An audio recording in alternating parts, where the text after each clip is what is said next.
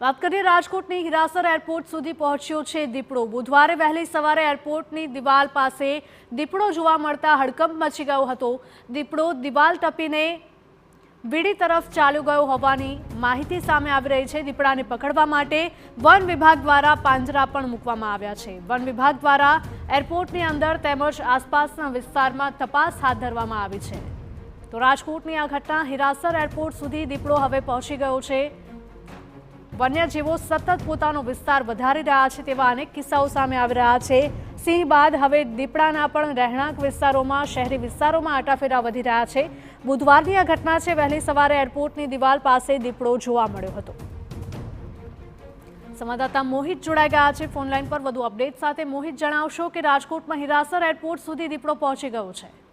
સ્પષ્ટપણે રાજકોટમાં જે હીરાસર એરપોર્ટ આવેલ છે તેની જે દિવાલ છે, પેરામીટર વોલ છે, ત્યાં બુધવારની રાત્રિના સમયે દીપડો છે તે જોવા મળ્યો હતો।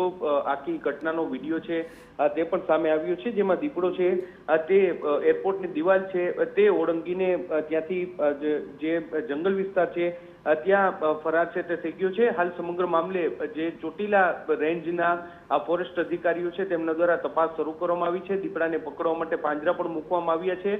મહત્વનું છે કે જે હીરાસર એરપોર્ટ વિસ્તાર છે તે રાજકોટથી 35 કિલોમીટર દૂર આવેલો વિસ્તાર છે અને તેમની નજીક જ જંગલ વિસ્તાર આવેલો છે, ત્યારે તેના કારણે આ દીપડો છે તે વિસ્તારમાં આવી ગયો હોય તેવું પ્રાથમિક રીતે સામે આવ્યું છે।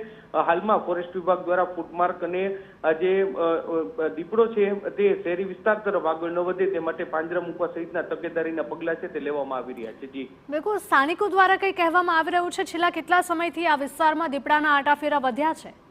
આમ તો જે ચોટીલા જે ફોરેસ્ટ રેન્જ વિસ્તાર છે ત્યાં દીપડો છે તે અવારનવાર જોવા મળતો હોય છે, પરંતુ હવે હીરાસર એરપોર્ટ સુધી દીપડો છે તે આવ્યો છે। ગઈકાલે જ આ એટલે કે બુધવારે રાત્રિના સમયે આ દીપડો છે તે જોવા મળ્યો હતો। હાલમાં જે ફોરેસ્ટ વિભાગ છે તેમના દ્વારા તપાસ શરૂ કરવામાં આવી છે। જો કે સ્થાનિક લોકોએ આ પ્રથમ વખત વિસ્તારમાં દીપડો છે તે જોયો છે। જી મોહિત, આભાર।